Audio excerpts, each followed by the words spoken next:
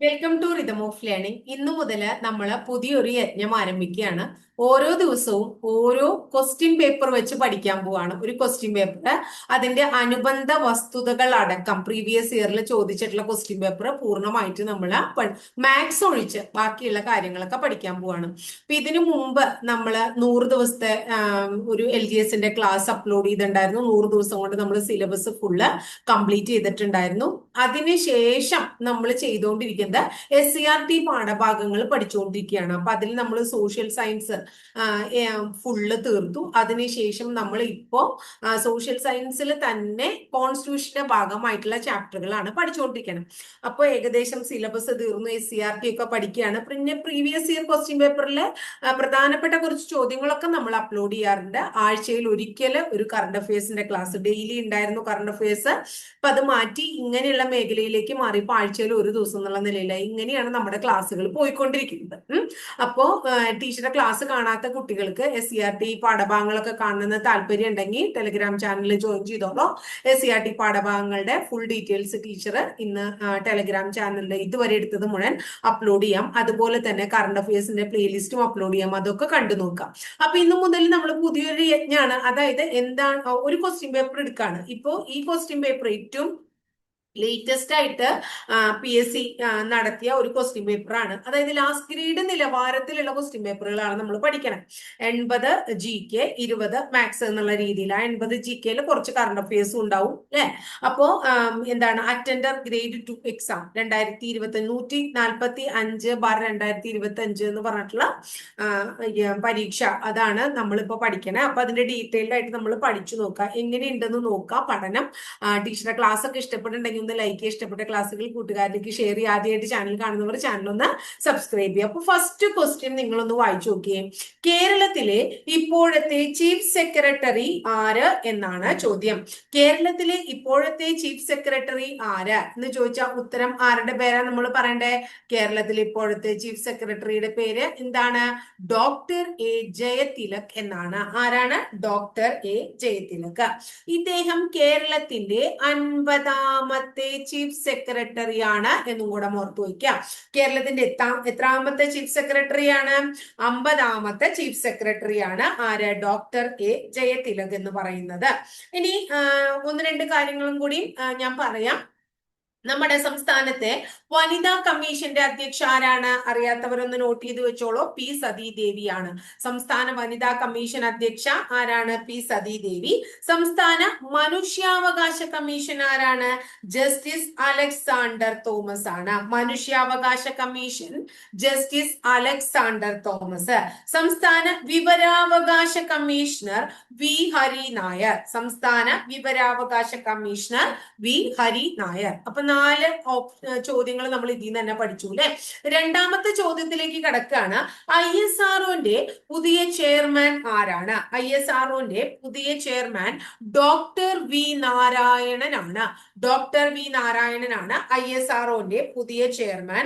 അദ്ദേഹം 2025 ജാനുവരി മാസത്തിലാണ് ISRO ചെയർമാനായിട്ട് ചുമതലയേറ്റത്. തമിഴ്നാട് സ്വദേശിയാണ്. അദ്ദേഹം ISROന്റെ 11ാമത്തെ ചെയർമാനാണ്. ISROന്റെ 11ാമത്തെ ചെയർമാനാണ്. ISROന്റെ 10ാമത്തെ ചെയർമാൻ ആരായിരുന്നു? S സോമനാഥ് ആയിരുന്നു. ISROന്റെ 10ാമത്തെ ചെയർമാൻ ആരായിരുന്നു? S സോമനാഥ് ആയിരുന്നു എന്നും കൂടി ഓർത്തു വെക്കുക. S സോമനാഥ് ആലപ്പുഴ സ്വദേശിയാണ്. ഇവരുടെ ജന്മദേശം എവിടെയാണെന്ന് പരീക്ഷയ്ക്ക് ചോദിച്ച് കാണാറുണ്ട്. അതുകൊണ്ടാണ് കേട്ടോ.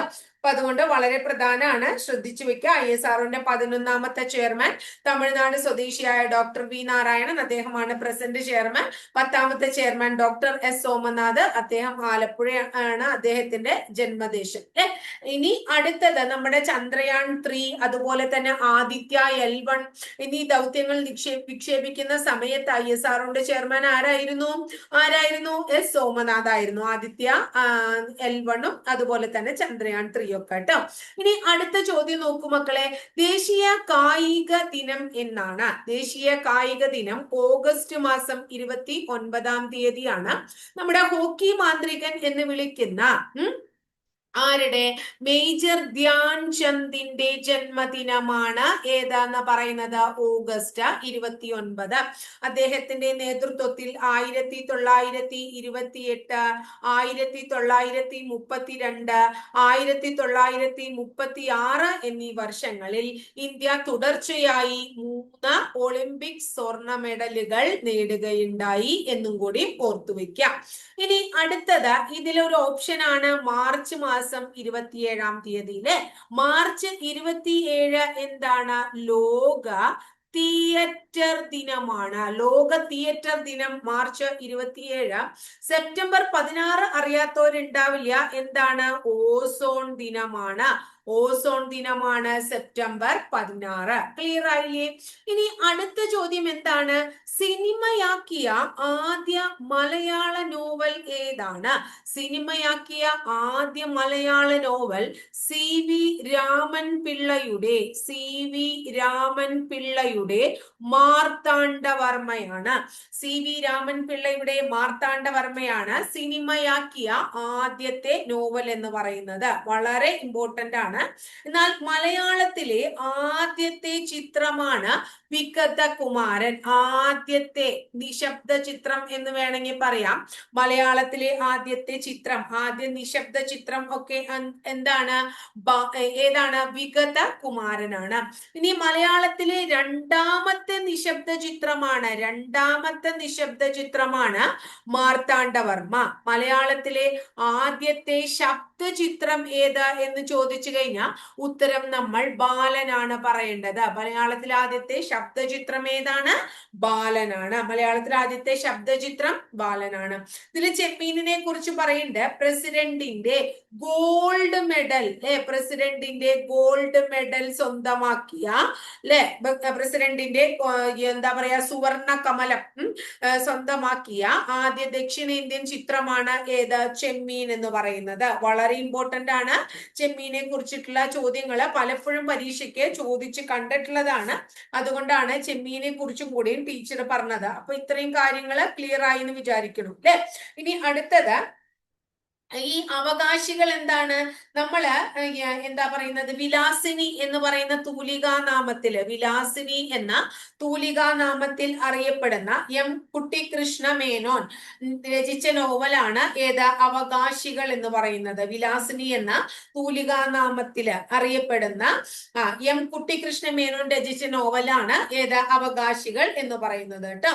അപ്പൊ എന്താ പറയുക? അവകാശികൾ എന്ന കൃതി നോവൽ വിഭാഗത്തിലെ ഇന്ത്യയിലെ തന്നെ ഏറ്റവും വലിയ കൃതിയായിട്ടാണ് എന്തറിയപ്പെടുന്നത്? അവകാശികൾ അറിയപ്പെടുന്നത്. അപ്പൊ ഇത്രയാണ് 4ാമത്തെ ക്വസ്റ്റ്യനുമായി ബന്ധപ്പെട്ട് പഠിക്കാനുള്ളത്. ഇനി ചേരുംപടി ചേർക്കാനാ പറഞ്ഞേക്കണേ. കഥകളി അല്ലെ? കഥകളി ആരുമായി ബന്ധപ്പെട്ടിരിക്കുന്നു? കഥകളി കൊട്ടാരക്കര തമ്പുരാൻ അല്ലെ? അതുപോലെ തന്നെ ഏതാണ്? ഓട്ടൻതുള്ളൽ. ആരാണ് ഓട്ടൻതുള്ളൽ? കുഞ്ചൻ നമ്പ്യാർ അല്ലെ? കുഞ്ചൻ നമ്പ്യാർ. അടുത്തത് ചണ്ടാല ഭിക്ഷുകി ആരുടെയാ? കുമാരനാശാൻ. കൃഷ്ണഗാഥ ആരുടെയാ? ചെറുശ്ശേരിയുടെയാണ് കൃഷ്ണഗാഥ. അപ്പൊ ക്ലിയർ ആയില്ലേ? കഥകളി ടോട്ടൽ തിയേറ്റർ, അതുപോലെ തന്നെ കലകളുടെ രാജാവ് എന്നൊക്കെ അറിയപ്പെടുന്നതാണ് കഥകളി അല്ലെ?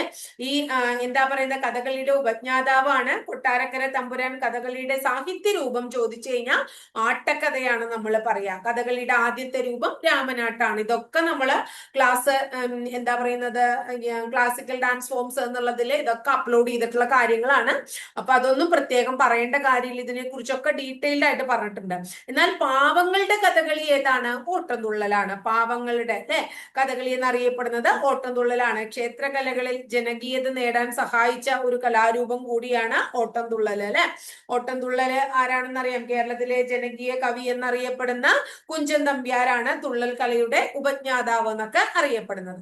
അടുത്ത കേരളത്തിലെ ഇപ്പോഴത്തെ സാംസ്കാരിക വകുപ്പ് മന്ത്രി ആരാണ്? സജി ചെറിയാനാണ്. ഇനി നമ്മള് മന്ത്രിസഭയും വകുപ്പുകളൊന്നും പറയണില്ല. ഇപ്പൊ ഇലക്ഷൻ കാര്യങ്ങളൊക്കെ പ്രഖ്യാപിച്ചു. അപ്പൊ പുതിയത് വെറുതെ ഇങ്ങനെ പഠിച്ചു പോണ്ടാന്ന് വിചാരിച്ചാൽ അത് ഞാൻ പറയണില്ല. കാരണം ഇപ്പോഴത്തെ പഠിച്ചു കഴിഞ്ഞാൽ കുറച്ച് കഴിയുമ്പോൾ രണ്ടും കൂടി ആകുമ്പോൾ നിങ്ങൾക്ക് കൺഫ്യൂഷൻ ആവും. അത് ആ സമയത്തേക്ക് പരീക്ഷ വരുള്ളൂ എന്ന് വിചാരിക്കാം നമുക്ക് അല്ലെ. അടുത്ത ചോദ്യം, ഇന്ത്യയുടെ അഗ്നിപുത്രി എന്ന് അറിയപ്പെടുന്ന ടെസി തോമസിന്റെ ജന്മസ്ഥലം എവിടെയാണ്?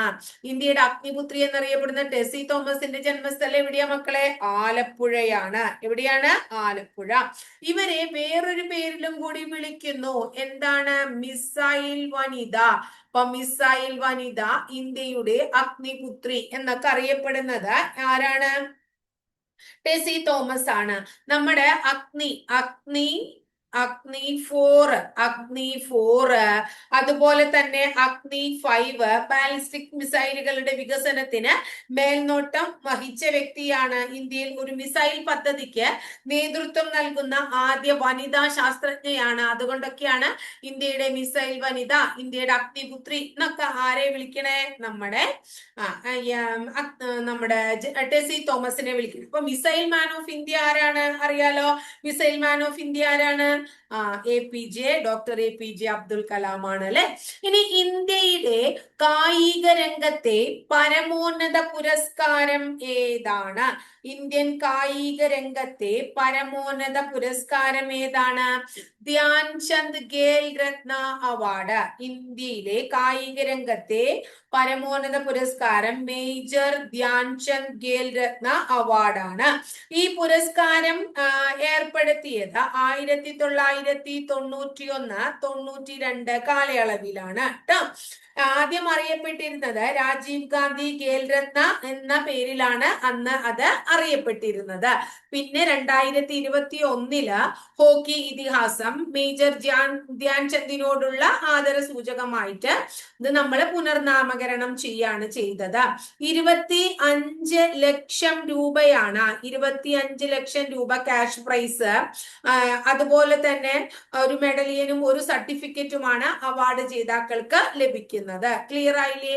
ഇത് ആദ്യമായിട്ട് നേടിയത് ചെസ് ഇതിഹാസ താരം വിശ്വനാഥൻ ആനന്ദാണ്. ആരാണ്? വിശ്വനാഥൻ ആനന്ദാണ്. വിശ്വനാഥൻ ആനന്ദ്.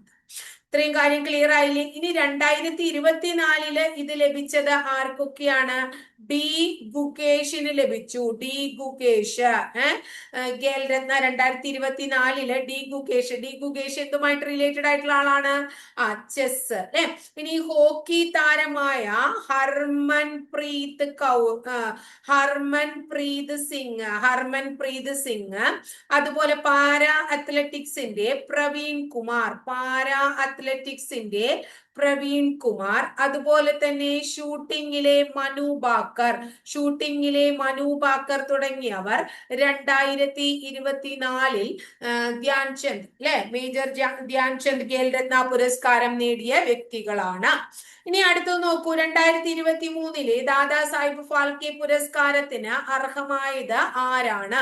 ആരാണ് അർഹനായത്? മോഹൻലാൽ ആണ്. 2023 ദാദാ സാഹിബ് ഫാൽക്കെ അവാർഡ് നേടിയത് മോഹൻലാൽ ആണ് അല്ലെ. ഇനി അടുത്തത് 2004 അടൂർ ഗോപാലകൃഷ്ണന് ശേഷം ദാദാ സാഹിബ് ഫാൽക്കെ അവാർഡ് നേടുന്ന മലയാളിയാണ് ആര്? നമ്മുടെ മോഹൻലാൽ അല്ലെ. 2022 മിഥുൻ ചക്രവർത്തിക്കാണ് ലഭിച്ചത്. അത് 54-ാമത്തെ. അപ്പൊ 2023 55-ാമത്തെ ദാദാ സാഹിബ് ഫാൽക്കെ അവാർഡാണ് ആർക്ക് ലഭിച്ചത്? മോഹൻലാലിന് ലഭിച്ചത് എന്ന് ഓർത്തു വെക്കുക. ക്ലിയർ ആയില്ലേ? വളരെ ഇമ്പോർട്ടന്റ് ആണ്, അത് ഓർത്തു വെക്കണം കേട്ടോ. അടുത്തത്, കേരള നവോത്ഥാന രംഗത്ത് പ്രധാന മാറ്റങ്ങൾക്ക് വഴിതെളിച്ച അടുക്കളയിൽ നിന്ന് അരങ്ങത്തേക്ക് എന്ന പ്രസിദ്ധമായ നാടകം രചിച്ചത് ആരാണ്? എല്ലാവർക്കും അറിയുന്ന ഒരു ചോദ്യമാണ്. VT ഭട്ടതിരിപ്പാടാണ് അല്ലെ. കേരളത്തിൽ ആദ്യമായിട്ട് വിധവാ വിവാഹമൊക്കെ നടത്തിയ നവോത്ഥാന നായകനാണ് ഇദ്ദേഹം. ആര്? VT ഭട്ടതിരിപ്പാട് എന്ന് പറയുന്നത് അല്ലെ. ഇദ്ദേഹം എന്താ പറയുന്നത്, നവോത്ഥാനം നടത്തിയത് ഏത് സമുദായത്തിന് വേണ്ടിയിട്ടായിരുന്നു? നമ്പൂതിരി സമുദായത്തിന് വേണ്ടിയിട്ടായിരുന്നു. ഇദ്ദേഹവുമായി ബന്ധപ്പെട്ട് 1908 ഇദ്ദേഹം സ്ഥാപിച്ച യോഗക്ഷേമ സഭ, എപ്പോഴും പരീക്ഷയ്ക്ക് ചോദിക്കാറുള്ളതാണ് യോഗക്ഷേമ സഭ. നമ്പൂതിരിയെ മനുഷ്യനാക്കുക എന്നത് യോഗക്ഷേമ സഭയുടെ മുദ്രാവാക്യമാണ്. അതുപോലെ തന്നെ ഉണ്ണി നമ്പൂതിരി, യോഗക്ഷേമം തുടങ്ങിയവ യോഗക്ഷേമ സഭയുടെ മാസികകളാണ് എന്നും കൂടി നിങ്ങളൊന്ന് ഓർത്തു വയ്ക്കുക. ഇന്ത്യയുമായി അതിർത്തി പങ്കിടുന്ന രാജ്യങ്ങളിൽ ഉൾപ്പെടാത്തത് ഏതാണ്? നമുക്കറിയാം, പാകിസ്ഥാൻ, അഫ്ഗാനിസ്ഥാൻ, ചൈന, നേപ്പാൾ, ഭൂട്ടാൻ, മ്യാൻമാർ, ബംഗ്ലാദേശ് തുടങ്ങിയ 7 രാജ്യങ്ങൾ ഇന്ത്യയുമായി എന്താണ് അതിർത്തി പങ്കിടുന്നു എന്ന് നമുക്കറിയാം അല്ലെ. അപ്പൊ ഇന്ത്യയുമായിട്ട് അതിർത്തി പങ്കിടുന്ന 7 രാജ്യങ്ങളാണ് പാകിസ്ഥാൻ, അഫ്ഗാനിസ്ഥാൻ, ചൈന, നേപ്പാൾ, ഭൂട്ടാൻ, മ്യാൻമാർ, ബംഗ്ലാദേശ്. അപ്പൊ ഇവിടെ താജിക്കിസ്ഥാൻ ഇല്ല, അപ്പൊ അതാണ് തെറ്റ് അല്ലെ. അപ്പൊ ഇത്രയാണ് നമ്മുടെ ഇന്ത്യയുമായിട്ട് അതിർത്തി പങ്കിടുന്നത്. ഒന്ന് ഓർത്തു വെക്കാം. വടക്ക് പടിഞ്ഞാറൻ അതിർത്തിയാണ് പാകിസ്ഥാൻ, അഫ്ഗാനിസ്ഥാൻ. വടക്ക് അതിർത്തി പങ്കിടുന്ന രാജ്യങ്ങൾ ചൈന, നേപ്പാൾ, ഭൂട്ടാൻ. വടക്ക് കിഴക്ക് ഭാഗത്തായിട്ട് ബംഗ്ലാദേശ്, മ്യാൻമാർ. അതൊക്കെ ഇത് ഡീറ്റെയിൽഡ് ആയിട്ട് ടീച്ചർ അയൽ രാജ്യങ്ങൾ എന്ന് പറയുന്ന ഭാഗം, കരാതിർത്തി കൃത്യമായിട്ട് പറഞ്ഞിട്ടുണ്ട്. കരാതിർത്തി പങ്കിടുന്ന 7 അയൽ രാജ്യങ്ങളാണ് പാകിസ്ഥാൻ, അഫ്ഗാനിസ്ഥാൻ, ചൈന, നേപ്പാൾ, ഭൂട്ടാൻ, ബംഗ്ലാദേശ്, മ്യാൻമാർ എന്നൊക്കെ പറഞ്ഞ് നമ്മൾ ക്ലിയർ ആയിട്ട് ക്ലാസ് എടുത്തേക്കുന്നതാണ്. കാണാത്ത കുട്ടികളെ ക്ലാസ് ഒന്ന് കണ്ടു നോക്കൂ കേട്ടോ.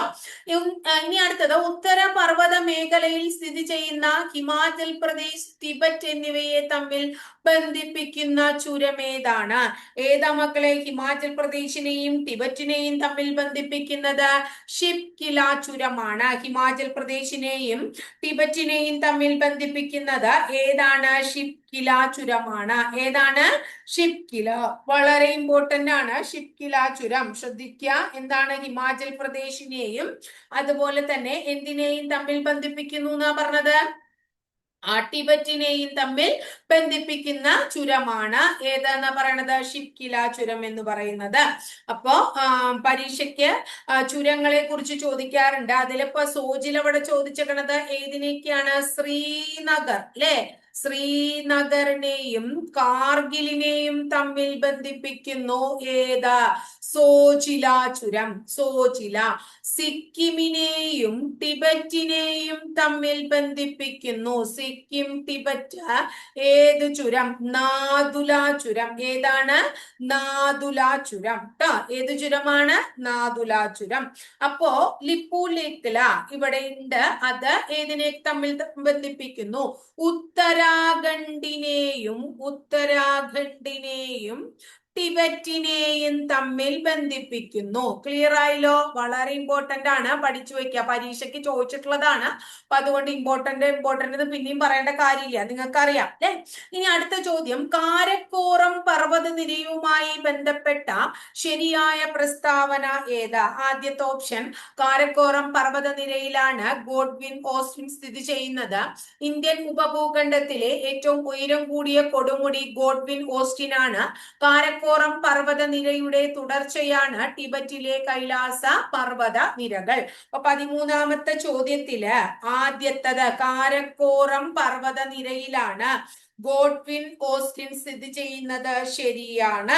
കാരക്കോറം പർവ്വതനിരയുടെ തുടർച്ചയാണ് ടിബറ്റിലെ കൈലാസ പർവ്വതനിരകൾ. അതും ശരിയാണ്. 1, 3 എന്ന് പറയുന്നത് ശരിയാണ്. വളരെ എന്താ പറയുന്നത്, ക്ലിയർ ആയിട്ടുള്ള ചോദ്യമാണ് കേട്ടോ.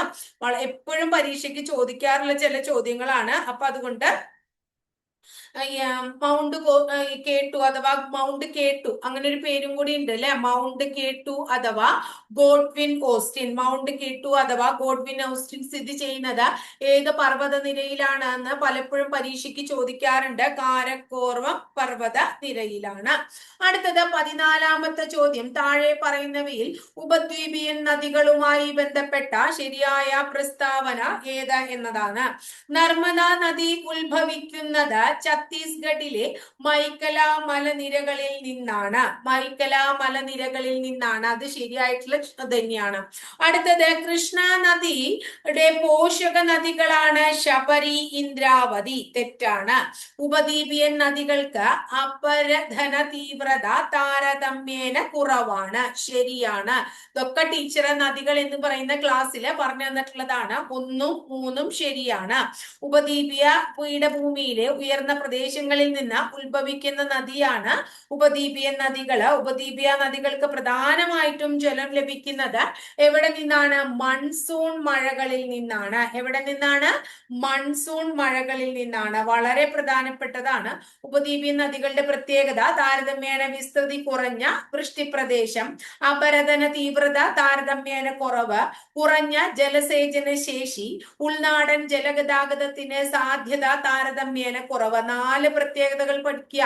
കാരണം കണ്ടോ, ഇപ്പൊ അപരദന തീവ്രത താരതമ്യേന കുറവ് അതൊക്കെ ചോദിച്ചിട്ടുണ്ട്. അപ്പൊ ഇനി ചോദിക്കാം, വിസ്തൃതി കുറഞ്ഞ വൃഷ്ടിപ്രദേശം, കുറഞ്ഞ ജലസേചന ശേഷി, അതുപോലെ തന്നെ ഉൾനാടൻ ജലഗതാഗതത്തിന് സാധ്യത കുറവ്. ഇതൊക്കെ തന്നെ എന്തിന്റെ പ്രത്യേകതകളാണ്? നമ്മുടെ ഉപദ്വീപിയൻ നദികളുടെ പ്രത്യേകതകളാണ് എന്ന് മനസ്സിലാക്കാം. ഇനി അടുത്തത് 15ാമത്തെ ചോദ്യം. ഒഡീഷയിൽ സ്ഥിതി ചെയ്യുന്ന പ്രധാനപ്പെട്ട ഇരുമ്പൈരഗന മേഖല എവിടെ? ഒഡീഷയിലെ ഇരുമ്പൈരഗന മേഖല ഏതാണ്? സുന്ദർഗഡ് ആണ്. ഏതാണ്? സുന്ദർഗഡ് ആണ്. ഇന്ത്യയിലെ ഏറ്റവും വലിയ ധാതു അധിഷ്ഠിത വ്യവസായം. ഇന്ത്യയിലെ ഏറ്റവും വലിയ ധാതു അധിഷ്ഠിത വ്യവസായം. ഇന്ത്യയിലെ ഏറ്റവും വലിയ ധാതു അധിഷ്ഠിത വ്യവസായം ഏത് എന്ന് ചോദിച്ചു കഴിഞ്ഞാൽ ഏതാ നമ്മൾ പറയേണ്ടത്? ഇരുമ്പുരുക്ക് വ്യവസായമാണ് നമ്മൾ പറയേണ്ടത് കേട്ടോ. വളരെ ഇമ്പോർട്ടന്റ് ആണ്. ടാറ്റ ഇരുമ്പുരുക്ക് കമ്പനി, ടിസ്കോ അല്ലെ, എവിടെയത്? ജാർഖണ്ഡിലെ ജംഷഡ്പൂരിലുണ്ട്. വളരെ ഇമ്പോർട്ടന്റ് ആണ്. ഹിന്ദുസ്ഥാൻ സ്റ്റീൽ ലിമിറ്റഡ് ബിലായില് അല്ലെ, അതുപോലെ തന്നെ ഹിന്ദുസ്ഥാൻ സ്റ്റീൽ ലിമിറ്റഡ് റൂർക്കേല ഒഡീഷയില്, Hindustan steel limited Durgapur west ബംഗാളില്. ഇതൊക്കെ പരീക്ഷയ്ക്ക് പലപ്പോഴും ചോദിച്ചിട്ടുള്ളതാണ്. അതുപോലെ ഹിന്ദുസ്ഥാൻ സ്റ്റീൽ ലിമിറ്റഡ് ബൊക്കാറോ ജാർഖണ്ഡില്. ഇതൊക്കെ പരീക്ഷയുടെ പ്രീവിയസ് ഇയർ ചോദ്യങ്ങളാണ്. അടുത്തത് ദേശീയ ജലപാത NW3 നാഷണൽ വാട്ടർവേ നമ്പർ 3 കടന്നു പോകുന്ന ഇന്ത്യൻ സംസ്ഥാനം ഏതാണ്? ഏതാണ്? കേരളമാണ്. ഏതാണ്? കേരളമാണ്. ദേശീയപാതകളിൽ ആദ്യത്തേതും ഏറ്റവും നീളം കൂടിയതും ഏതാണ്? NW1 ആണ്. ഏതാണ്? NW. അത് ഉത്തർപ്രദേശ്, അതുപോലെ തന്നെ ബീഹാർ, പിന്നെ വെസ്റ്റ് ബംഗാള്, അതുപോലെ തന്നെ ജാർഖണ്ഡ് ജാർഖണ്ഡ് എന്നീ സംസ്ഥാനങ്ങളിലൂടെയാണ് കടന്നു പോകുന്നത്. കേരളത്തിലെ ഏറ്റവും നീളം കൂടിയ ദേശീയ ജലപാത അല്ലെങ്കിൽ കേരളത്തിലൂടെയുള്ള ഏക ദേശീയ ജലപാത എന്നൊക്കെ നമുക്ക് എന്താ പറയുന്നത് മുമ്പ് ചോദിക്കാറുണ്ട്. കേരളത്തിലെ ഏറ്റവും നീളം കൂടിയ ദേശീയ ജലപാത എന്ന് ഇപ്പൊ ചോദിച്ചു കഴിഞ്ഞാൽ NW3 എന്ന് പറയണം കേട്ടോ. ദേശീയ ജലപാത നമ്പർ 1 ഏതാണ്? ഗംഗ, ഭഗീരഥി, ഹുഗ്ലി നദികളിലായിട്ട് ബന്ധിപ്പിക്കുന്നത് അലഹബാദ്, ഹാൽഡിയ. അറിയാത്തവർ ശ്രദ്ധിക്കുക. ദേശീയ ജലപാത നമ്പർ 2 ബന്ധിപ്പിക്കുന്നത് സാദിയ ടു ദുബ്രി. അത് അസമിലെ ബ്രഹ്മപുത്ര നദിയിലാണ്. ദേശീയ ജലപാത നമ്പർ 3 കൊല്ലം, കോഴിക്കോട്. അതാണ് ടീച്ചർ നേരത്തെ പറഞ്ഞ. ആദ്യം ഒരെണ്ണേ ഉണ്ടായിരുന്നുള്ളൂ, ഇപ്പൊ അല്ലെ, കൊല്ലം, കോഴിക്കോട്. ഇനി ദേശീയ ജലപാത നമ്പർ 4 കാക്കിനാട, പുതുച്ചേരി അല്ലെ. അടുത്ത ദേശീയ ജലപാത നമ്പർ 5 തൽച്ചാർ, ധാംറ. അപ്പൊ ദേശീയ ജലപാത നമ്പർ 1 ഗംഗ, ഭഗീരഥി, ഹുഗ്ലി നദികളില് അലഹബാദ്, ഹാൽഡിയ. ദേശീയ ജലപാത നമ്പർ 2 അസമിലെ ബ്രഹ്മപുത്ര നദിയില് സാദിയ ടു ദുബ്രി. ദേശീയ ജലപാത നമ്പർ 3 ചമ്പക്കര, ഉദ്യോഗമണ്ഡൽ കനാലുകൾ, കൊല്ലം, കോഴിക്കോട്. ദേശീയപാത നമ്പർ 4 ഗോദാവരി, കൃഷ്ണ നദികളില് കാക്കി നാട ടു പുതുച്ചേരി. ദേശീയപാത നമ്പർ 5 ബ്രഹ്മണി മഹാനദി തൽച്ചാർ ടു ധോംറ. ഇനി അടുത്തത് ഇന്ത്യയിലെ പ്രധാന ആണവോർജ നിലയമായ റാവത്പട്ട എവിടെ സ്ഥിതി ചെയ്യുന്നു? മുമ്പും ഈ സ്ഥലം ചോദിച്ചിട്ടുണ്ട്. റാവത്പട്ട രാജസ്ഥാനിലാണ്. എവിടെയാണ്? റാവത്പട്ട രാജസ്ഥാനിലാണ്. അപ്പൊ അത് ക്ലിയർ ആയില്ലേ? ഇനി അടുത്തത് ഇന്ത്യയിലെ പ്രധാനപ്പെട്ട ചില ആണവോർജ നിലയങ്ങളുടെ പേര് ടീച്ചർ പറയാം, അറിയാത്തവര് ഒന്ന് നോക്കിക്കോളൂ. താരാപൂർ. താരാപൂർ കേട്ടുണ്ടോ? താരാപൂർ എവിടെയാണ്? താരാപൂർ മഹാരാഷ്ട്രയിലാണ്, മഹാരാഷ്ട്ര. അതുപോലെ തന്നെ ജയ്താപൂർ, താരാപൂർ മാത്രല്ല ജയ്താപൂറും എവിടെയാണ്? മഹാരാഷ്ട്രയിലാണ്. അടുത്ത നിങ്ങൾക്ക് അറിയുണ്ടാവും കൂടംകുളം, അല്ലെ? കൂടംകുളം. അതുപോലെ തന്നെ കൽപ്പാക്കം. കൂടംകുളം കൽപ്പാക്കം രണ്ടും എവിടെയാ മക്കളെ? തമിഴ്നാട്ടിലാണ്. ഇപ്പൊ റാവത്ബട്ട രാജസ്ഥാനിലാണ്. ഇനി അടുത്തത് കാക്രപ്പാറ. കാക്രപ്പാറ എവിടെയാ അറിയോ? ഗുജറാത്തിലാണ് കാക്രപ്പാറ. ഇനി അടുത്തത് കൈഗയുണ്ട്, കൈഗ ട്ടോ, കൈഗ. കൈഗ എവിടെയാണ്? കർണാടകയിലാണ്. കൈഗ എവിടെയാ? കർണാടക. അടുത്തത് നറോറയുണ്ട്. നറോറ എവിടെയാണ്? യു പിയിലാണ്. അടുത്തത് കൊവാടയുണ്ട്. കൊവാട എവിടെയാണ്? ആന്ധ്രാപ്രദേശിലാണ്. ഇതൊക്കെ പ്രധാനപ്പെട്ട ആണവോർജ നിലയങ്ങളാണ് എന്ന് ഓർത്തുവെക്കാം.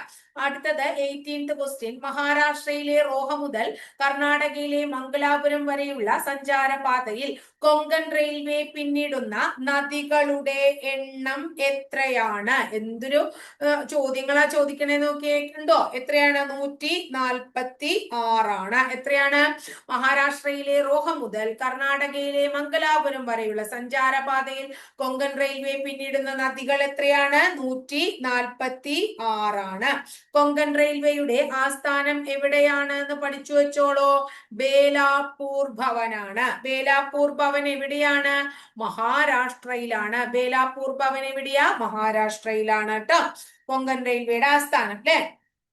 ഇനി അടുത്തത് എത്ര കിലോമീറ്റർ? കൊങ്കൺ റെയിൽവേയുടെ നീളം 760 കിലോമീറ്റർ ആണ്. 760.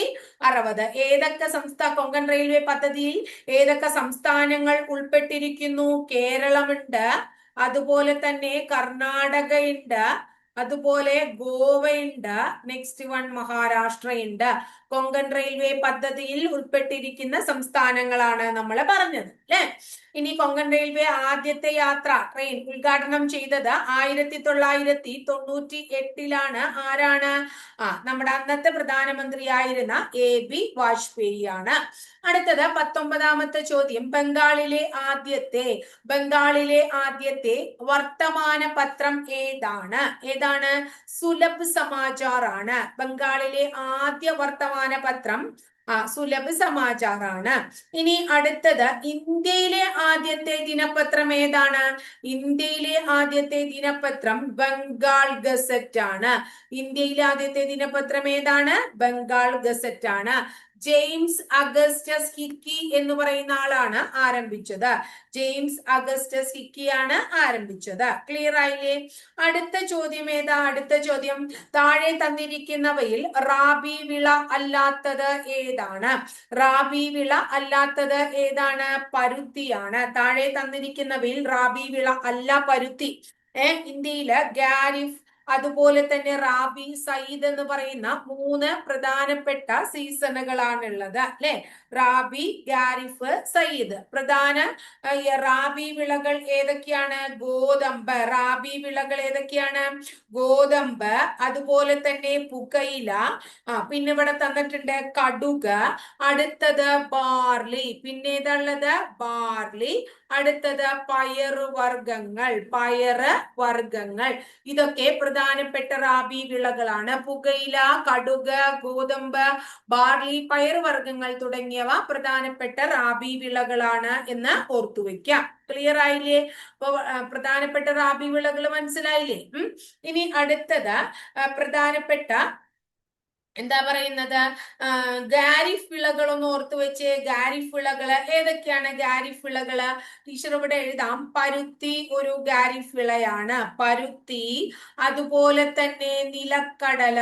പരുത്തി, നിലക്കടല. നെക്സ്റ്റ് വൺ ചണം, അതുപോലെ എള്ള്, അതുപോലെ എന്താണ്? നെല്ല്, പിന്നെ കരിമ്പ്, കരിമ്പ്, പിന്നെ മഞ്ഞള് പഠിച്ചു വെക്കണം കേട്ടോ. ചോളം, അതുപോലെ റാഗി, മില്ലറ്റുകള്, മില്ലറ്റ്, പിന്നെ ബജ്റ, സോയ, ഇതൊക്കെ തന്നെ ഖാരിഫ് വിളകൾക്ക് ഉദാഹരണമാണ്. അപ്പോ ജൂൺ മാസത്തില് മൺസൂണിന്റെ ആരംഭത്തോടു കൂടി തുടങ്ങുകയും സെപ്റ്റംബർ ഒക്ടോബർ മാസങ്ങളിൽ വിളവെടുപ്പ് നടക്കുകയും ചെയ്യുന്ന സീസണെയാണ് ഖാരിഫ് സീസൺ എന്ന് പറയുന്നത്. റാബി എന്താണ്? റാബി സീസൺ നവംബർ മധ്യത്തിൽ ശൈത്യകാല ആരംഭത്തിൽ ആരംഭിക്കുകയും മാർച്ച് മാസത്തിൽ വേനൽ തുടങ്ങുമ്പോൾ വിളവെടുപ്പ് നടത്തുകയും ചെയ്യുന്നു. സയ്യിദ് സീസൺ എന്ന് പറഞ്ഞിട്ടുണ്ടെങ്കിൽ സയ്യിദ് സീസൺ മാർച്ചിൽ തുടങ്ങും, ജൂണിൽ അവസാനിക്കും. സയ്യിദിൽ പ്രധാനമായിട്ടും നമ്മള് സയ്യിദ് വിളകള് ഈ പച്ചക്കറികളും അതുപോലെ തന്നെ എന്താ പറയാ ഫ്രൂട്ട്സ് ഒക്കെ ഇല്ലേ, തണ്ണിമത്തൻ, വെള്ളരി, അങ്ങനെയുള്ള സാധനങ്ങളൊക്കെയാണ് സയ്യിദ് സീസൺ കേട്ടോ. ഏതാണ് സയ്യിദ് സീസണിൽ ഉത്പാദിപ്പിക്കുന്ന വിളകൾ എന്ന് ഓർത്തു വയ്ക്കുക. ക്ലിയർ ആവണില്ലേ മക്കളെ ടീച്ചർ പറയണത്? അഭിപ്രായങ്ങളൊക്കെ നിങ്ങളെ കമന്റ് ബോക്സിൽ രേഖപ്പെടുത്തിക്കോളൂ കേട്ടോ. അടുത്തത് 21ാമത്തെ ചോദ്യത്തിലേക്ക് കിടക്കണം. അതിനു മുമ്പ് ടീച്ചർ പറയണ എന്താ വെച്ചാൽ ഇത് ഇത്തിരി നീണ്ടു പോവും ക്ലാസ്. കാരണം 80 ക്വസ്റ്റ്യൻ നമ്മള് ഓരോ ക്വസ്റ്റ്യനും വായിച്ച് ആ ക്വസ്റ്റ്യന്റെ അനുബന്ധ വിവരങ്ങൾ അടക്കമാണ് നമ്മൾ പറയുന്നത്. അപ്പൊ അതുകൊണ്ട് ക്ലാസ് ഇത്തിരി നീണ്ടു പോവും. ഇനി ഇത്ര നീണ്ടു പോണോണ്ട് കുഴപ്പമുണ്ടെങ്കിൽ അങ്ങനെയൊക്കെ ഉണ്ടെങ്കിൽ നിങ്ങൾ ക്ലിയർ ആയിട്ട് കമന്റ് ബോക്സിൽ ക്ലിയർ ആയിട്ട് പറയാട്ടോ അഭിപ്രായങ്ങൾ. അടുത്തത് സാമൂഹിക പരിഷ്കരണ പ്രസ്ഥാനമായ ബ്രഹ്മസമാജത്തെ പറ്റിയുള്ള ശരിയായ പ്രസ്താവനകൾ ഏതെല്ലാം? ഏതാണ് ശരിയായ പ്രസ്താവന? ജാതി വ്യവസ്ഥ നിർമാർജനം ചെയ്യും. ശരിയല്ലേ? അത് ശരിയായ പ്രസ്താവനയാണ്. അടുത്ത സ്ത്രീകൾക്കെതിരായ വിവേചനം അവസാനിപ്പിക്കുക. ശരിയായിട്ടുള്ള പ്രസ്താവനയാണ്. പിന്നോക്ക വിഭാഗങ്ങൾക്കായി എന്താണ്? വിദ്യാഭ്യാസ സ്ഥാപനങ്ങൾ സ്ഥാപിക്കുക. ഇതൊക്കെ ശരിയാണ്. ഇനി മുസ്ലിങ്ങളുടെ സാമൂഹിക പുരോഗതിക്കായി വാദിച്ചു. അത് തെറ്റാണ്. അപ്പൊ ഇത് മൂന്നുമാണ് ബ്രഹ്മസമാജവുമായിട്ട് ബന്ധപ്പെട്ടത്. അപ്പൊ ബ്രഹ്മസമാജം പഠിക്കുമ്പോൾ സ്ഥാപകൻ രാജാറാം മോഹൻ റായ് എന്ന് അറിയാത്തവരില്ല. 1828 ഓഗസ്റ്റ് മാസം 20-ാം തീയതിയാണ് ബ്രഹ്മസമാജം ആരംഭിച്ചത് എന്ന് ഓർത്തുവെക്കുക കേട്ടോ. വളരെ ഇമ്പോർട്ടന്റ് ആണ്. ബ്രഹ്മസമാജത്തിന്റെ പ്രചരണാർത്ഥം ആരംഭിച്ച പ്രസിദ്ധീകരണത്തിന്റെ പേരാണ് സമ്പാദ് കൗമുദി എന്ന് ഓർത്തോളോ. ഇത് പരീക്ഷയ്ക്ക് ചോദിച്ചിട്ടുണ്ട്. സമ്പാദ കൗമുദി. ക്ലിയർ ആയില്ലേ? 22ാമത്തെ ചോദ്യം, സ്വാതന്ത്ര്യാനന്തര ഇന്ത്യയുടെ ഭാഗമാകാൻ വിസമ്മതിച്ച നാട്ടുരാജ്യങ്ങൾ ഏതെല്ലാം? അപ്പൊ ഈ ചോദ്യം PSC ഡിലീറ്റ് ചെയ്ത ചോദ്യമാണ്. അപ്പൊ ഡിലീറ്റഡ് ക്വസ്റ്റ്യൻ ആണ് എന്നുള്ളത് കൊണ്ട് അപ്പൊ അതിനെ കുറിച്ച് കൂടുതൽ ടീച്ചർ പറയുന്നില്ല. ഇന്ത്യൻ യൂണിയൻ ചേരാതെ നിന്നിരുന്ന നാട്ടുരാജ്യങ്ങൾ ഏതൊക്കെയായിരുന്നു?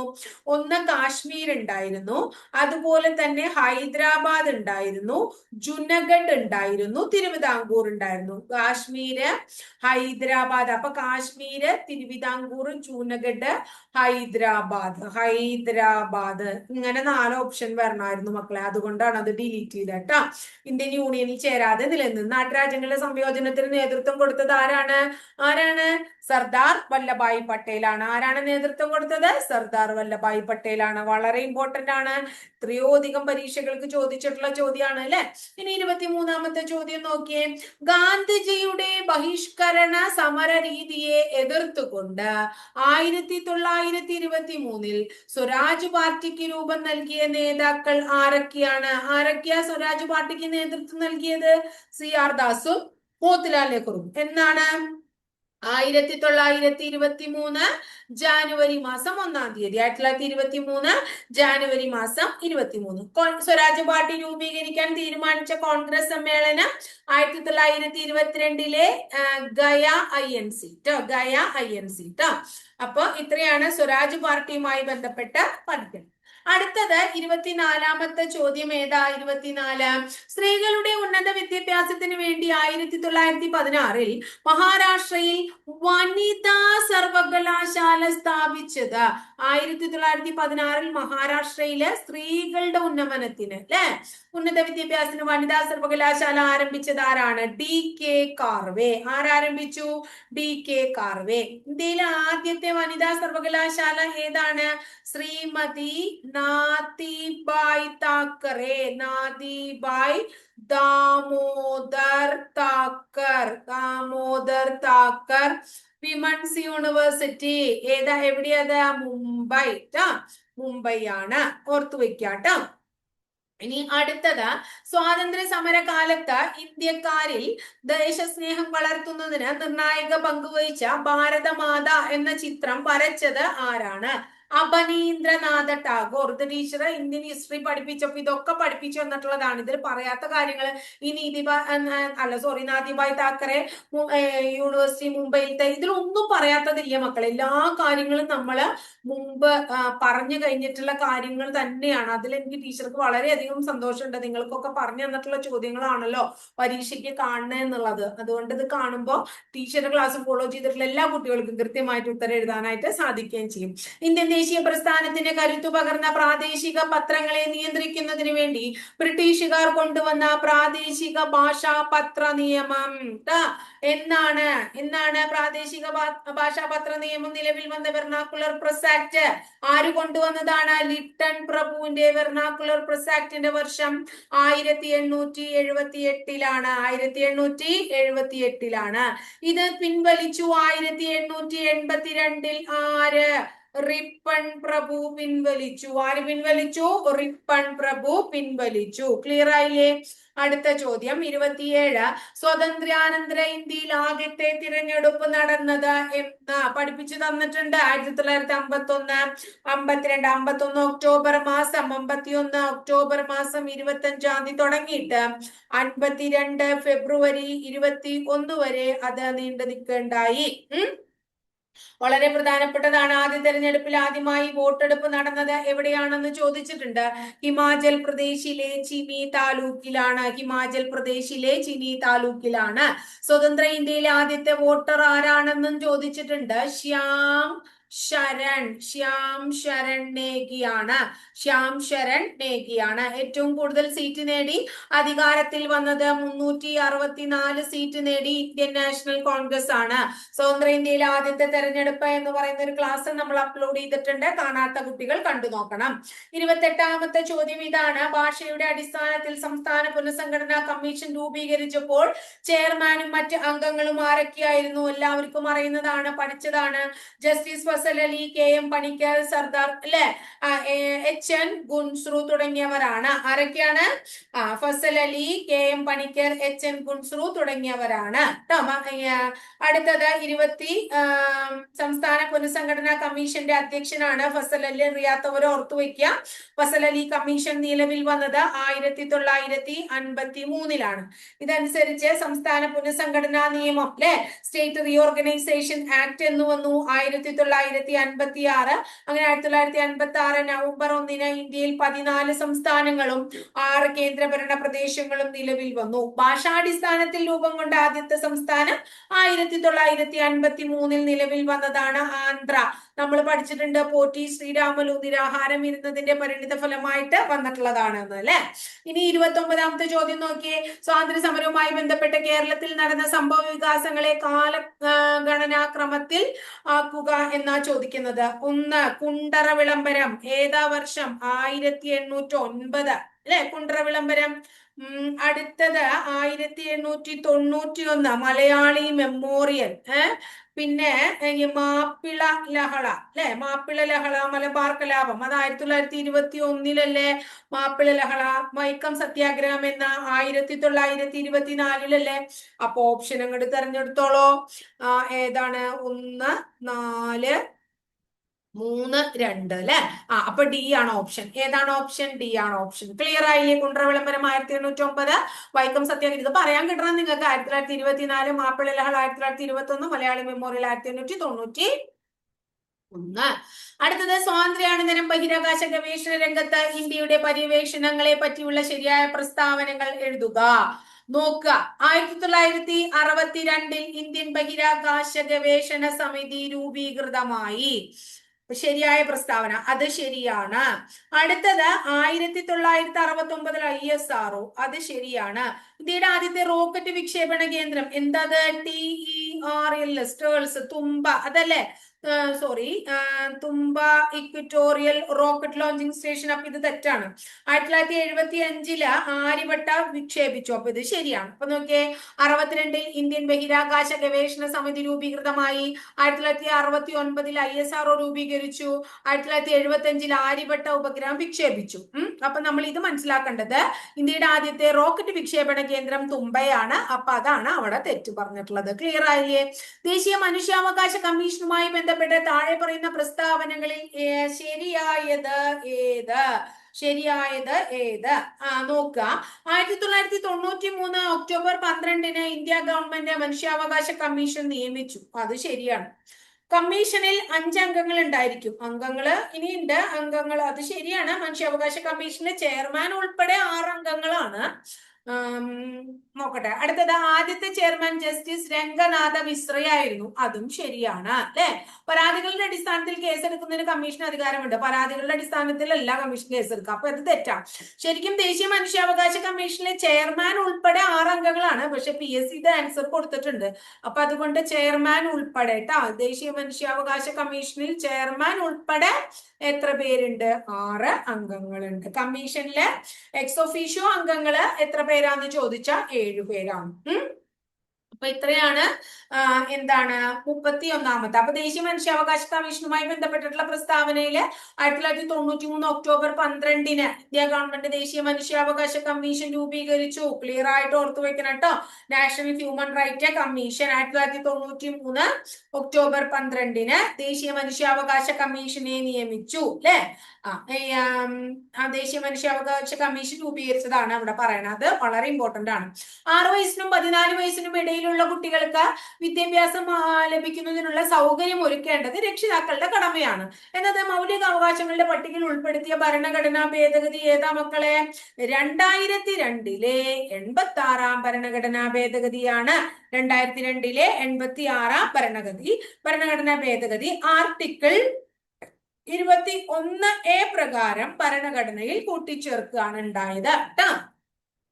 അടുത്ത, മൗലികാവകാശങ്ങളുമായി ബന്ധപ്പെട്ട പ്രസ്താവനയിൽ ശരിയായത് ഏത് എന്നാണ് ചോദ്യം. ചോദ്യം ഇതാണ്. ഇന്ത്യൻ പ്രസിഡന്റ് 352 വകുപ്പ് അനുസരിച്ച് അടിയന്തരാവസ്ഥ പ്രഖ്യാപിച്ചാൽ 19 വകുപ്പ് പ്രകാരമുള്ള മൗലിക അവകാശങ്ങൾ മരവിക്കപ്പെടുന്നു. തെറ്റ്. മൗലിക അവകാശങ്ങളല്ല. എന്താണ്? ഇന്ത്യൻ പ്രസിഡന്റ് അടിയന്തരാവസ്ഥ പ്രഖ്യാപിക്കുമ്പോൾ അനുച്ഛേദം 19 പ്രതിപാദിക്കുന്ന 6 മൗലിക സ്വാതന്ത്ര്യങ്ങൾ റദ്ദാക്കുന്നു എന്നാണ് നമ്മൾ പഠിക്കേണ്ടത്. അപ്പൊ അത് തെറ്റാ മക്കളെ കേട്ടാ. ഇനി അടുത്തത്, മൗലികാവകാശങ്ങൾ ന്യായവാദത്തിന് അർഹമാണ്. ശരിയാണ്. ഇനി 2002 86 ഭരണഘടനാ ഭേദഗതിയിലൂടെ വിദ്യാഭ്യാസത്തിനുള്ള അവകാശം മൗലികാവകാശങ്ങളുടെ പട്ടികയിൽ ഉൾപ്പെടുത്തിയിരിക്കുന്നു. ശരി. അടുത്തത്, ഭരണഘടനയുടെ 21ാം വകുപ്പിൽ അഭിപ്രായ സ്വാതന്ത്ര്യത്തെ കുറിച്ച് പ്രതിപാദിക്കുന്നു. തെറ്റ്. എന്തിനെ കുറിച്ചാ 21 പറയണേ? അതായത് ഓരോ പൗരനും അന്തസ്സോടെ ജീവിക്കുക, അതുപോലെ തന്നെ പൗരന്റെ വ്യക്തി സ്വാതന്ത്ര്യം, ഇതിനെ കുറിച്ചിട്ടൊക്കെയാണ് എന്തിൽ പറയണേ? 21 പറയണേ. അപ്പൊ അത് തെറ്റാ. അപ്പൊ ക്ലിയർ ആയില്ലേ? മൗലികാവകാശങ്ങൾ ന്യായവാദത്തിന് അർഹമാണ്. 2002 86 ഭരണഘടനാ ഭേദഗതിയിലൂടെയാണ് വിദ്യാഭ്യാസത്തിനുള്ള അവകാശം മൗലികാവകാശങ്ങളുടെ പട്ടികയിൽ ഉൾപ്പെടുത്തിയത് അല്ലെ. ഇനി അടുത്തത്, വിവരാവകാശ നിയമം 2005 2019 ഭേദഗതിയുമായി ബന്ധപ്പെട്ട് തെറ്റായ പ്രസ്താവന ഏത് എന്നാണ് ചോദ്യം. അപ്പൊ അതില് ഏതാണ് തെറ്റ്? ഇന്ത്യൻ വിവരാവകാശ നിയമം നിലവിൽ വന്നത് 2005 ഒക്ടോബർ 12 തെറ്റായ പ്രസ്താവനയെ ചോദിച്ചേക്കണം കേട്ടോ. അപ്പൊ ഇത് ശരിയാട്ടോ മക്കളെ.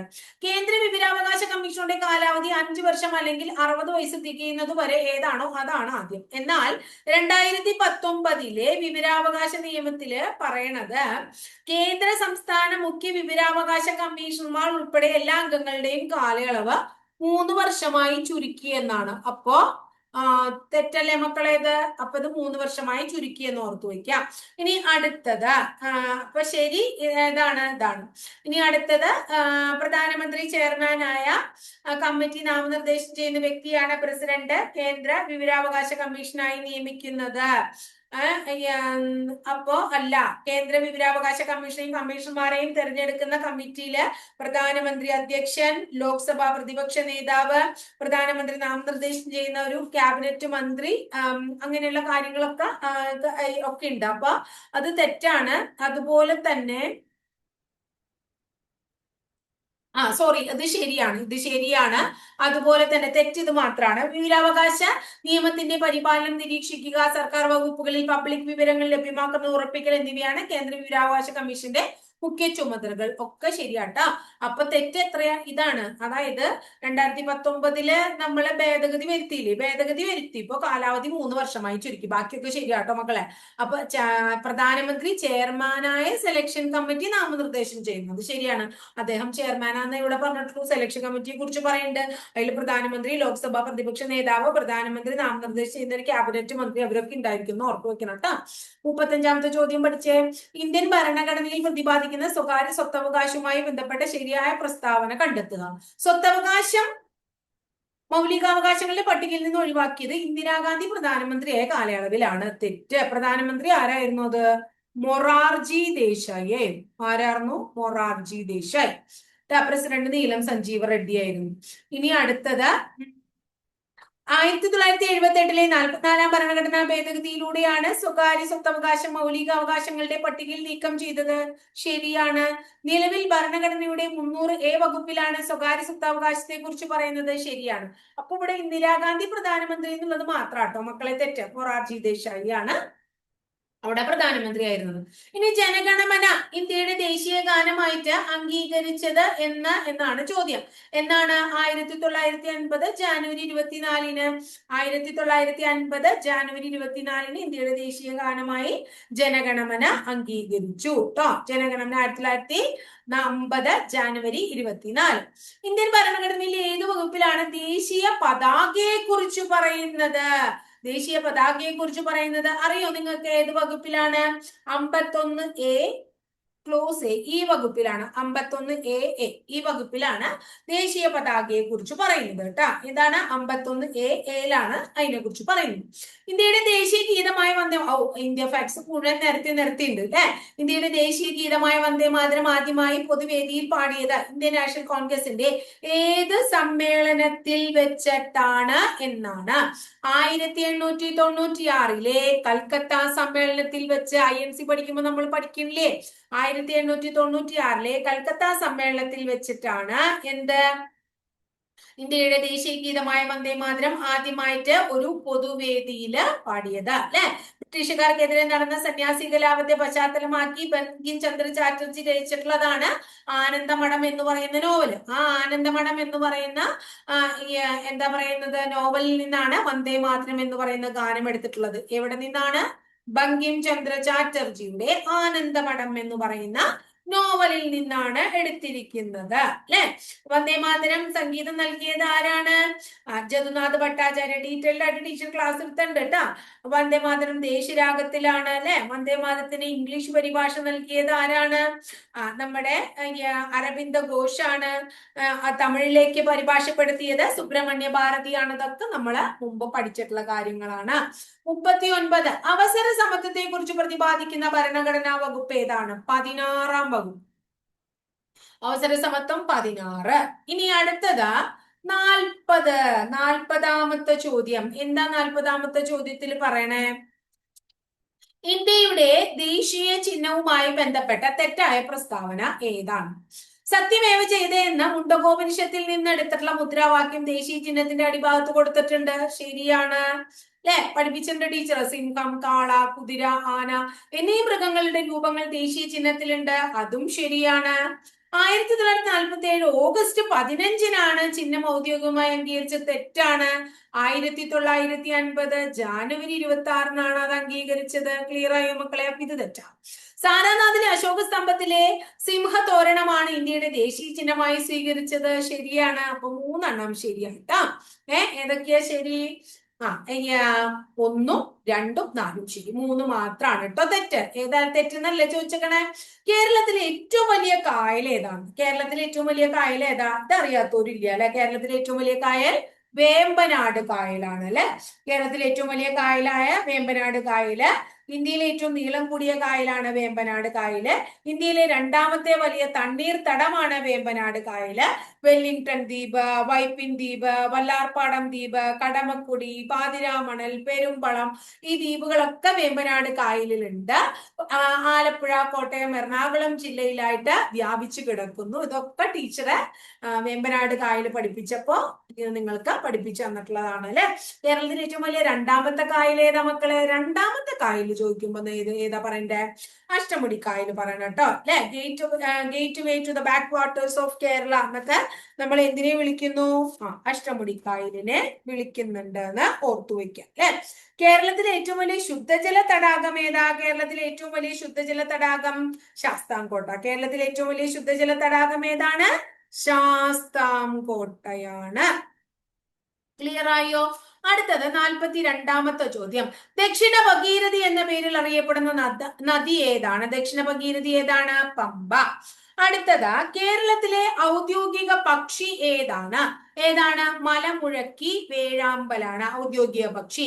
കേരളത്തിലെ ആദ്യത്തെ വന്യജീവി സങ്കേതം ഏതാണ്? പെരിയാറാണ്. കേരളത്തിലെ ആദ്യത്തെ വന്യജീവി സങ്കേതം, ഏറ്റവും വലിയ വന്യജീവി സങ്കേതം ഒക്കെ എന്താണ്? കേരളത്തിലെ ആദ്യത്തെ കടുവാ സങ്കേതം എന്നൊക്കെ പറഞ്ഞ 10ാമത്തെ ഇന്ത്യയിലെ കടുവാ സങ്കേതം എന്നൊക്കെ പറഞ്ഞു കഴിഞ്ഞാൽ ഏതാണ്? ടൈഗർ റിസർവ് 10ാമത്തെ ഇന്ത്യയിലെ ഒക്കെ ഏതാണ്? പെരിയാറാണ് കേട്ടോ. അടുത്തത് കൊച്ചിയുടെ ശ്വാസകോശം എന്നറിയപ്പെടുന്ന പക്ഷി സങ്കേതം ഏതാണെന്ന്? കൊച്ചിയുടെ ശ്വാസകോശം ഏതാ? മംഗളവനമാണ്. ഏതാണ്? മംഗളവനം. കേരളത്തിലെ ഏറ്റവും ചെറിയ ബേർഡ് സാങ്ച്വറി ആണത്. കേരളത്തിലെ ഏറ്റവും ചെറിയ ബേർഡ് സാങ്ച്വറി. അടുത്തത് വിഴിഞ്ഞം തുറമുഖം എവിടെയാണ്? വിഴിഞ്ഞം തുറമുഖം എവിടെയാ? തിരുവനന്തപുരത്താണ്. ഏത്? വിഴിഞ്ഞം തുറമുഖം. വിഴിഞ്ഞം തുറമുഖം എവിടെ സ്ഥിതി ചെയ്യുന്നു? തിരുവനന്തപുരത്താണ് സ്ഥിതി ചെയ്യുന്നത്. 47 കേരള കായിക ദിനം എന്നാണ്? എന്താണ് കേരള കായിക ദിനം? കേരള കായിക ദിനം ഒക്ടോബർ 13 ഒക്ടോബർ 13. കേണൽ GV രാജയുടെ ജന്മദിനമാണ്. GV രാജയുടെ ജന്മദിനമാണ്. അടുത്തത് കേരളത്തിലെ ആദ്യത്തെ ജലവൈദ്യുത പദ്ധതി ഏതാ? പള്ളിവാസലാണ്. കേരളത്തിലെ ആദ്യത്തെ ജലവൈദ്യുത പദ്ധതി ഏതാണ്? പള്ളിവാസല. എവിടെ അത് സ്ഥിതി ചെയ്യുന്നത്? ഇടുക്കി ജില്ലയിലാണ്. പള്ളിവാസൽ ഇടുക്കി ജില്ലയിലാണ്. ക്ലിയർ ആയില്ലേ? അടുത്തതാ കേരളത്തിലെ നിത്യഹരിത വനം ഏതാണ്? ഏതാ മക്കളെ കേരളത്തിലെ നിത്യഹരിത വനം എന്ന് പറയുന്നത്? സൈലന്റ് വാലിയാണ്. എവിടെയത്? പാലക്കാട് ജില്ലയിലാണ്. കേരളത്തിലേക്ക് കല്യാവനമാണ്. കേരളത്തിലെ ഏറ്റവും വലിയ മഴക്കാടാണ്. പാലക്കാട് ജില്ലയിലാണ് ഇത് സ്ഥിതി ചെയ്യുന്നത് അല്ലെ. നീലഗിരി ബയോസ്ഫിയർ റിസർവിന്റെ വളരെ ഇമ്പോർട്ടന്റ് ആണ്. നീലഗിരി ബയോസ്ഫിയർ റിസർവിന്റെ ഭാഗമാണ്. ഇവിടെ കാണപ്പെടുന്നതാണ് സിംഹവാലൻ കുരങ്ങുകൾ അല്ലെ. എന്താണ്? സിംഹവാലൻ കുരങ്ങുകൾ. സിംഹവാലൻ കുരങ്ങുകൾ സൈലന്റ് വാലിയിൽ മാത്രം കാണാൻ കാരണം വെടിപ്ലാവിന്റെ സാന്നിധ്യമാണ്. കേരള ഗവർണർ ആയിട്ടുള്ള ആദ്യ മലയാളി ആരാണ്? വി വിശ്വനാഥൻ. കേരള ഗവർണറായ ആദ്യ മലയാളി വി വിശ്വനാഥനാണ് കേട്ടോ. ആരാണ്? വി വിശ്വനാഥൻ. ഗവർണർ പദവി വഹിച്ച ആദ്യ മലയാളി VP മേനോൻ. ഗവർണർ പദവി വഹിച്ച ആദ്യ മലയാളി VP മേനോൻ. കേരള ഗവർണറായ ആദ്യ മലയാളി ഏതാണ്? നമ്മുടെ വി വിശ്വനാഥൻ. കേരളത്തിലെ ആദ്യത്തെ ഗവർണർ ആരാണ്? ബി രാമകൃഷ്ണ റാവു. കേരളത്തിലെ ആദ്യത്തെ ഗവർണർ ബി രാമകൃഷ്ണ റാവു ആണ്. ഇനി അടുത്തത് തിരുവിതാംകൂർ സർക്കാർ പണ്ടാരപ്പാട്ട വിളംബരം പുറപ്പെടുവിച്ചത് എന്ന്? 1865. പണ്ടാരപ്പാട്ട വിളംബരം 1865. കേരളത്തിൽ ആദ്യമായി രൂപം കൊണ്ട സ്വകാര്യ ബാങ്ക് ഏതാണ്? നെടുങ്ങാടി ബാങ്ക്. ആര് സ്ഥാപിച്ചു? അപ്പു നെടുങ്ങാടി. ആര് സ്ഥാപിച്ചതാണ്? അപ്പു നെടുങ്ങാടിയാണ് സ്ഥാപിച്ചത്. നെടുങ്ങാടി ബാങ്കാണ്. രൂപം കൊണ്ടത് 1899 1899 അപ്പു നെടുങ്ങാടി സ്ഥാപിച്ച നെടുങ്ങാടി ബാങ്ക്. ഇനി അടുത്തത് താഴെ പറയുന്നതിൽ മലബാറിലെ സ്വാതന്ത്ര്യ സമരവുമായി ബന്ധമില്ലാത്ത, ഇത് ശ്രദ്ധിക്കണം കേട്ടോ നിങ്ങൾ, തെറ്റായ ശരിയായ ബന്ധമില്ലാത്ത അതൊക്കെ ഒന്ന് അടിവര ഇട്ടിട്ട് വേണം നമ്മൾ ക്വസ്റ്റ്യനിലേക്ക് വരാൻ. 1916 ആനി ബസന്റിന്റെ അധ്യക്ഷതയിൽ നടന്ന കോൺഗ്രസ് സമ്മേളനം, ഇത് സ്വാതന്ത്ര്യ സമരവുമായി ബന്ധപ്പെട്ടതാണ്. കീഴരിയൂർ ബോംബ് കേസ് അതുമായി ബന്ധപ്പെട്ടതാണ്. മുഹമ്മദ് അബ്ദുൾ റഹിമാന്റെ നേതൃത്വത്തിൽ നടന്ന ഉപ്പു നിയമനം എന്താണ്? പക്ഷെ 1936 ഇലക്ട്രിസിറ്റി സമരം അതുമായി ബന്ധപ്പെട്ടതല്ല. എന്തുമായി? സ്വാതന്ത്ര്യ സമരവുമായി ബന്ധപ്പെട്ടതല്ല കേട്ടോ. ഇനി അടുത്തത് നോക്കിയേ 54. 1932 നിവർത്തന പ്രക്ഷോഭവുമായി ബന്ധമില്ലാത്തത് ആരാണ്? ആർക്കാ? കേളപ്പന് ബന്ധമില്ല. NV ജോസഫ്, PK കുഞ്ഞ്, C കേശവൻ എന്നിവരൊക്കെ തന്നെ എന്തുമായി ബന്ധപ്പെട്ടിട്ടുള്ള ആൾക്കാരാണ്? നിവർത്തന പ്രക്ഷോഭവുമായി. C കേശവൻ, നിവർത്തന പ്രക്ഷോഭത്തിന്റെ പ്രമുഖ നേതാക്കൾ C Kesavan, NV Joseph, PK Kunju. ഒരാളും കൂടി ഇല്ലേ മക്കളെ? ടീച്ചർ പഠിപ്പിച്ചു തന്നിട്ടില്ലേ? TM വർഗീസ്. ആരാണ്? TM വർഗീസ് ട്ടോ. ഇത്ര പേരുണ്ട് ട്ടോ, TM വർഗീസ്. ഇനി 55ാമത്തെ ചോദ്യത്തിലേക്ക് വന്നേ. ഏത് കോൺഗ്രസ് സമരത്തിന്റെ ഭാഗമായാണ് കേരളത്തിൽ ആദ്യത്തെ മഹിളാ സമ്മേളനം നടന്നത്? ഏതാണ്? വടകര ട്ടോ. വടകര സമ്മേളനത്തിന്റെ ഭാഗമായിട്ടാണ് ആദ്യമായിട്ട് കേരളത്തിൽ ആദ്യത്തെ മഹിളാ സമ്മേളനം നടന്നത്. 1921 ഒന്നാം കേരള സംസ്ഥാന രാഷ്ട്രീയ സമ്മേളനത്തിന്റെ അധ്യക്ഷൻ ആരായിരുന്നു? 1921 അല്ലെ? ആരായിരുന്നു? ടി പ്രകാശനായിരുന്നു. ആരായിരുന്നു? ടി പ്രകാശൻ. ആരാണ്? ടി പ്രകാശൻ. ഇനി അടുത്തത് 57. ശ്രീനാരായണ ഗുരുവുമായി ബന്ധമില്ലാത്ത പ്രസ്താവന. വാദിക്കാനും ജയിക്കാനുമല്ല, അറിയാനും അറിയിക്കാനുമാണ് അല്ലെ? ക്ലിയർ. അദ്ദേഹം പറഞ്ഞതാണ്. വിദ്യ കൊണ്ട് പ്രബുദ്ധരാവുക, സംഘടന കൊണ്ട് ശക്തരാകുക, അദ്ദേഹം പറഞ്ഞതാണ്. സ്ത്രീകൾക്ക് മേൽമുണ്ടും ജാക്കറ്റും ധരിക്കാനുള്ള അവകാശം, അത് ശ്രീനാരായണ ഗുരുവുമായി ബന്ധപ്പെട്ടതല്ല. മനുഷ്യ സ്നേഹത്തിലും സർവ്വസഹോദര്യത്തിലും അധിഷ്ഠിതമായ പ്രവർത്തനങ്ങൾ, അതും അദ്ദേഹം ചെയ്തിട്ടുള്ളതാണ്. അപ്പൊ സ്ത്രീകൾക്ക് മേൽമുണ്ട് ജാക്കറ്റ്, അത് ശ്രീനാരായണ ഗുരുവുമായി ബന്ധപ്പെട്ടിട്ടുള്ളതെന്ന് ഓർക്കുക.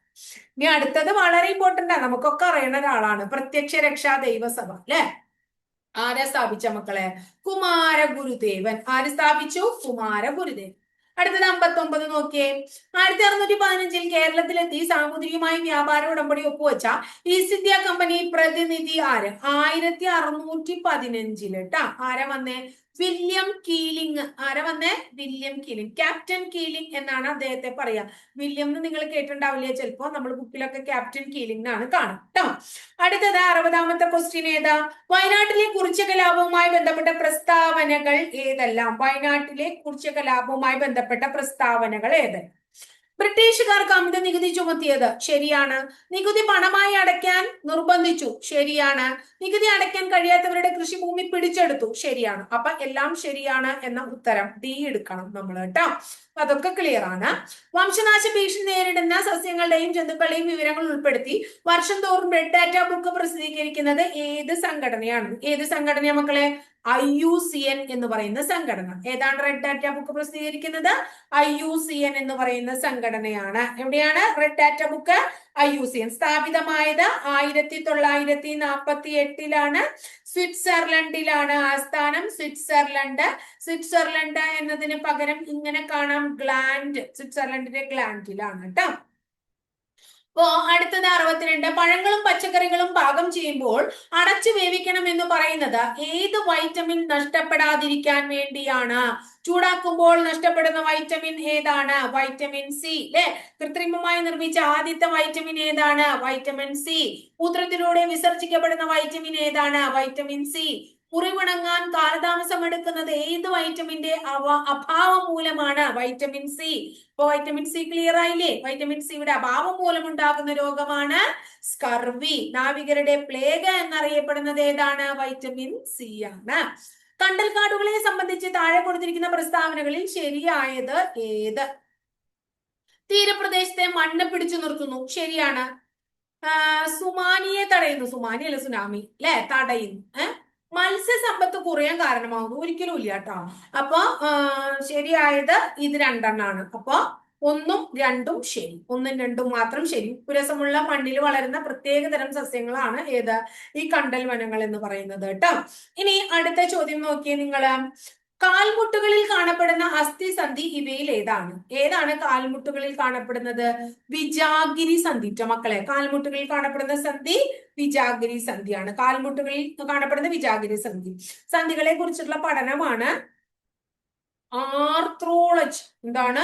ആർത്രോളജി. ഓർത്ത് വെച്ചോളോട്ടോ, പരീക്ഷയ്ക്ക് ചോദിക്കാറുണ്ട്. 65ാമത്തെ ചോദ്യം ഏതാണ്?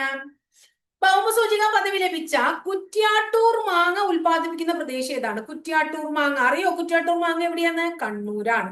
കുറ്റ്യാട്ടൂർ മാങ്ങ എവിടെയാണ്? കണ്ണൂരാണ്. നമ്മൾ കേട്ടിട്ടില്ലേ? ആറന്മുള കണ്ണാടി, കാസർഗോഡ് സാരി, പാലക്കാട് മദ്ദളം, നവര അരി, ആലപ്പുഴ കയറ് അല്ലെ, വാഴക്കുളം കൈതച്ചക്ക, മറയൂർ ശർക്കര, കണ്ണൂർ കൈത്തറി, കൂത്താമ്പള്ളി സാരി, ഇതൊക്കെ ഭൗമസൂചിക പദവി. ഇത് മാത്രമൊന്നല്ല കേട്ടോ, ഇനിയും കുറെ ഉണ്ട്.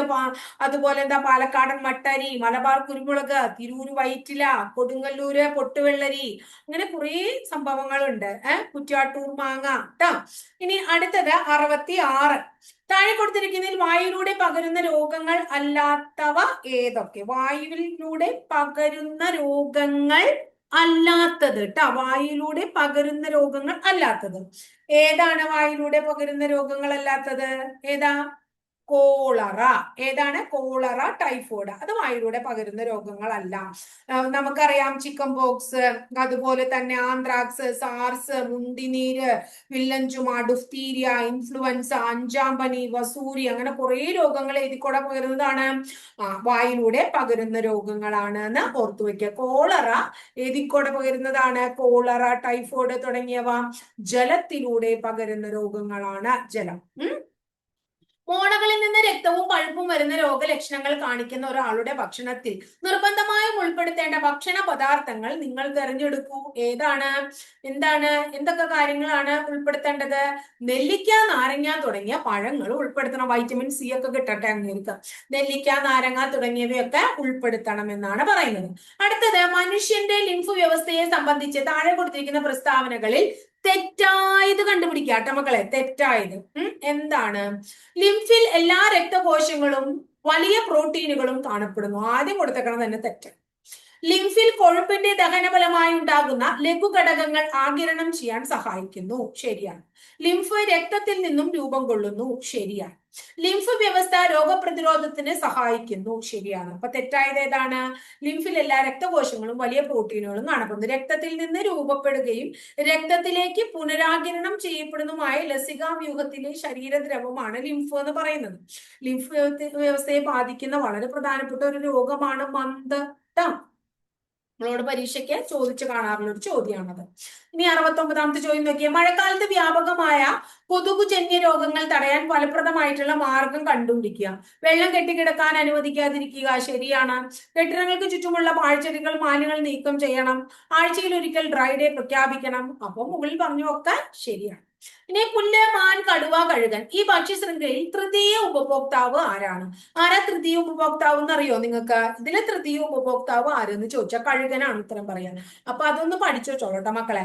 ഉൽപാദകർ ആരൊക്കെയാണ്? സസ്യങ്ങള്, പുല്ല്, അല്ലെ, സസ്യപ്ലവകങ്ങള്, പുല്ല്, വൃക്ഷങ്ങൾ, അതൊക്കെയാണ് ഉൽപാദകര് പറയുന്നത്.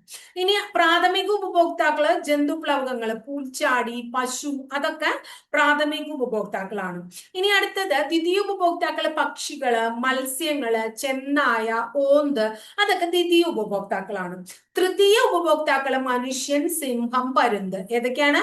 മനുഷ്യൻ, സിംഹം, പരുന്ത്, അതായത് കഴുകൻ, അതൊക്കെ ഏതിൽ പെടും? നമ്മുടെ തൃതീയ ഉപഭോക്താക്കളിൽ പെടും. അത് പഠിച്ചോളൂ. താഴെ തന്നിരിക്കുന്ന പ്രസ്താവനകൾ ഏത് ശാസ്ത്രജ്ഞനുമായി ബന്ധപ്പെട്ടിരിക്കുന്നു? ഗോൾഡ് ഫോയിൽ ആരാണ്? Ernest Rutherford. അല്ലെ? ആറ്റത്തിന്റെ ന്യൂക്ലിയസ് റൂദർഫോർഡ്. ആറ്റത്തിന്റെ സൗരയൂഥ മാതൃക റൂദർഫോർഡ്. അണുകേന്ദ്രത്തിന്റെ പിതാവ് ആരാണ്? റൂദർഫോർഡ്. എല്ലാത്തിന്റെ ഉത്തരം ആരാ? റൂദർഫോർഡ് ആണ്. അടുത്ത ചോദ്യം, താഴെ തന്നിരിക്കുന്ന പ്രസ്താവനയിൽ ശരിയായത് ഏതൊക്കെ? 72. 17ാം ഗ്രൂപ്പ് മൂലകങ്ങളാണ്. ഏതാണ് ശരി എന്നാണ് ചോദിക്കുന്നത്. 17ാം ഗ്രൂപ്പ് മൂലകങ്ങളാണ് ഹാലോജനുകൾ. ശരിയായവയാണ് കേട്ടോ മക്കളെ. അത് ആദ്യം വരച്ചിടാം. അപ്പൊ 17ാം ഗ്രൂപ്പ് മൂലകങ്ങൾ ഹാലോജനുകൾ തന്നെയാണ്. ശരിയാണ്. ഇനി അടുത്തത് 14ാം ഗ്രൂപ്പ് മൂലകങ്ങൾ ഏതാണ്? കാർബൺ കുടുംബമാണ്. സംക്രമണ മൂലകങ്ങളല്ല. അപ്പൊ അതെന്റെ തെറ്റല്ലേ? അപ്പൊ ഇത് തെറ്റ്. ഇനി അടുത്തത്, ഹെൻറി മോസ്ലിയാണ് ആധുനിക പീരിയോഡിക് നിയമം ആവിഷ്കരിച്ചത്. അത് ശരി. ത്രികം, അത് ശരിയാണ് കേട്ടോ. ത്രികങ്ങൾ എന്ന പേരിൽ മൂലകങ്ങളെ വേർതിരിച്ചത് ആരാണ്? ഡോബറൈനർ ആണ്. പഠിച്ചിട്ടില്ലേ നമ്മള്? ഡോബറൈനർ ആരാണ്? ഡോബറൈനർ. അപ്പൊ അതും തെറ്റാണ്. അപ്പൊ ആദ്യത്തെ മൂന്നാമത്തെയാണ് ശരി. ക്ലിയർ ആയില്ലേ? അടുത്ത ചോദ്യം, ഒരു സമതല ദർപ്പണത്തിൽ ഒരു വസ്തുവിന്റെ വലതുഭാഗം പ്രതിബിംബത്തിന്റെ ഇടതുഭാഗത്തും വസ്തുവിന്റെ ഇടതുഭാഗം പ്രതിബിംബത്തിന്റെ വലതുഭാഗത്തും കാണുന്നു. ഈ പ്രതിഭാസം ഏതു പേരിലാണ് അറിയപ്പെടുന്നത്?